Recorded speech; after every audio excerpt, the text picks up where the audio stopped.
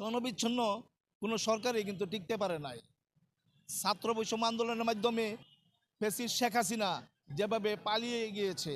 ইনশাল্লাহ যদি পরবর্তীতে আরও কোনো ধরনের ষড়যন্ত্র হয়, তাহলে তারেক রহমানের নেতৃত্বে আমরা তরুণ সমাজ, যুবকরা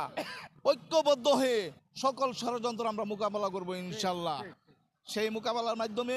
বাংলাদেশ যাতে স্বনির্ভর বাংলাদেশ হিসেবে গড়ে ওঠে, তার জন্য আমরা জাতীয়তাবাদী দল বিএনপি, যুবদল, ছাত্রদল, শ্রমিক দল, অঙ্গ সংগঠন সহ সকলকে ঐক্যবদ্ধ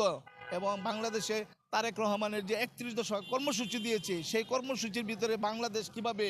সামনের দিকে এগিয়ে যাবে, সেই লক্ষ্যেই কিন্তু আমরা ঐক্যবদ্ধভাবে গ্রামে গঞ্জে ওয়ার্ডে ওয়ার্ডে আমরা এই 31 দফার বাণীটা পৌঁছে দেওয়ার জন্য আমরা আপ্রাণ এবং নিরলস